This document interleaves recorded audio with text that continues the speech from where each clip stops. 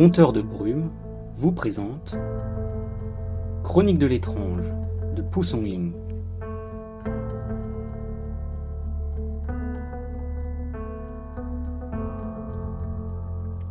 Premier rouleau, conte numéro 3, le cadavre animé.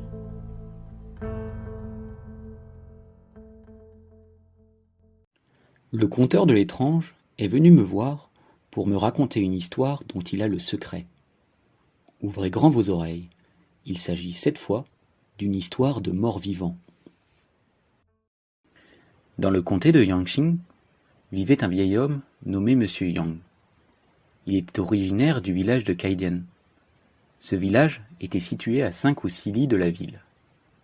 Le père et le fils tenaient une auberge en bord de route pour accueillir les voyageurs et les marchands qui passaient par là.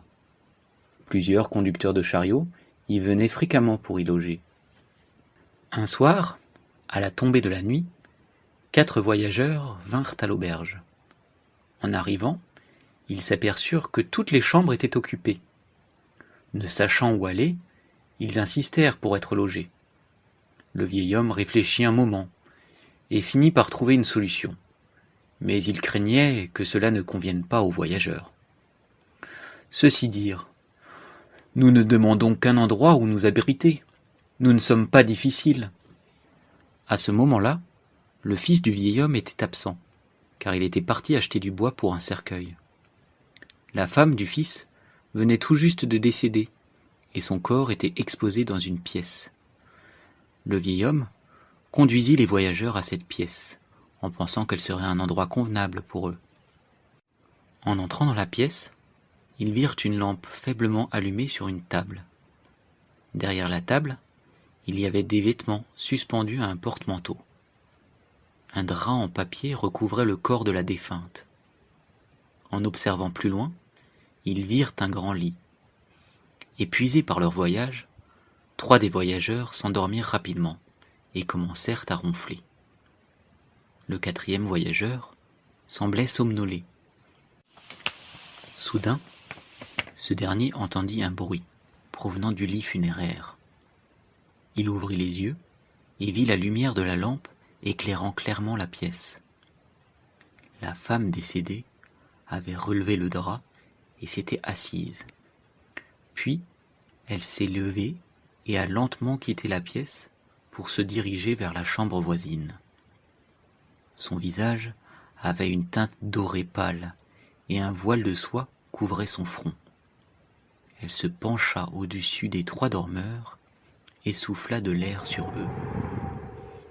Le 4e voyageur, terrifié, tira discrètement les couvertures pour cacher sa tête et retint son souffle en écoutant attentivement. Peu de temps après, la femme décédée revint et souffla à nouveau de l'air sur les dormeurs. Elle quitta ensuite la pièce. Le voyageur tira à nouveau légèrement les couvertures pour regarder et vit que la femme décédée était toujours allongée sur le lit, apparemment immobile. Il sentit qu'il était en danger et se remit à cacher sa tête, terrifié. Bientôt, il entendit à nouveau le bruit du drap en papier. Ayant perdu tout espoir, il se recroquevilla dans les couvertures. La femme décédée revint une fois de plus et souffla de l'air sur les dormeurs endormis. Après un moment, le lit funéraire fit un bruit, indiquant que la femme décédée était retournée se coucher. Le voyageur prit alors son courage à 2 mains et commença à enfiler ses vêtements sous les couvertures. Le bruit du drap en papier se fit à nouveau entendre. Pris de peur, il se coucha de nouveau, cachant sa tête sous les couvertures. Lorsqu'il sentit que la femme décédée s'approchait de lui, il se rendit compte qu'elle soufflait à intervalles réguliers sur les dormeurs. Pendant un court instant, le lit funéraire fit à nouveau du bruit, indiquant que la femme décédée s'était recouchée. Le voyageur se glissa lentement hors des couvertures et se mit à chercher ses pantalons. Il les enfila rapidement et sortit en courant, pieds nus. La femme décédée se leva également, semblant vouloir le poursuivre. Cependant, dès qu'elle quitta la pièce funéraire, le voyageur avait déjà ouvert la porte et s'était échappé. La femme décédée le suivait de près. Le voyageur courait en criant, mais personne dans le village ne fut alerté. Il envisagea de frapper à la porte du vieil homme, mais craignait d'arriver trop tard. Il se dirigea alors vers la route menant à la ville. Arrivé à la périphérie est de la ville, il aperçut un temple bouddhiste et entendit le son d'un instrument de musique en bois à l'intérieur du temple. Il se précipita pour frapper à la porte du temple. Les moines furent surpris par son comportement inhabituel, mais ils finirent par l'admettre. Peu après, la femme décédée arriva, restant à environ 1 pied derrière lui. Le voyageur était maintenant encore plus terrifié. À l'extérieur du temple, il y avait un peuplier blanc d'environ 4 à 5 pieds de circonférence. Il se cacha derrière l'arbre, et lorsque la femme décédée s'approcha du côté droit, il se cacha à gauche. Lorsqu'elle se dirigea vers la gauche, il se cacha à droite. La femme décédée devenait de plus en plus en colère, mais les deux étaient déjà épuisés. Elle finit par s'arrêter. Le voyageur était en nage et hors d'haleine, caché derrière l'arbre. Soudainement, la femme décédée sauta en avant et tendit les bras de chaque côté de l'arbre pour l'attraper. Le voyageur, pris de panique, tomba par terre. La femme décédée ne parvint pas à l'attraper. Alors, elle s'accrocha à l'arbre, devenant de plus en plus raide. Après un moment, un moine du temple sortit silencieusement et écouta attentivement. N'entendant aucun bruit, il commença à s'approcher lentement. Il trouva le voyageur allongé par terre. En éclairant la zone avec une bougie, il vit que le voyageur était en vie, mais très faible. Le moine l'emmena à l'intérieur du temple, et le voyageur finit par reprendre conscience après une nuit entière. On lui donna à boire de l'eau chaude, et on l'interrogea sur ce qui s'était passé. Le voyageur raconta l'histoire en détail.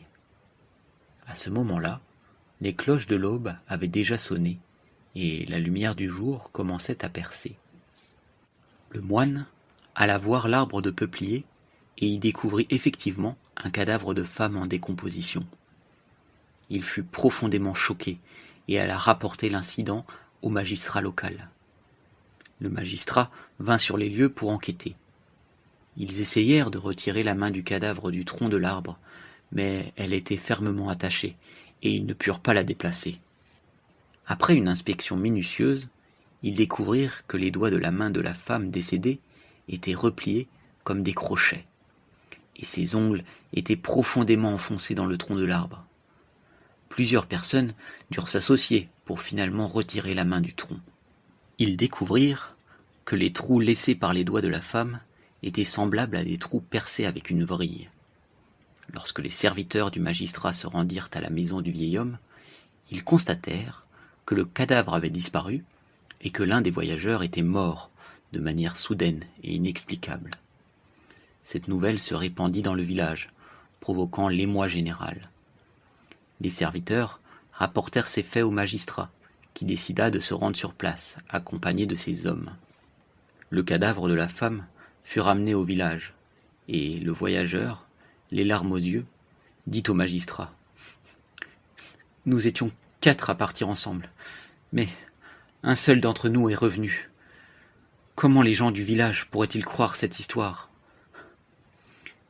Le magistrat écrivit alors une lettre pour le voyageur, et lui donna des objets pour l'aider à prouver la véracité de son histoire auprès des habitants du village.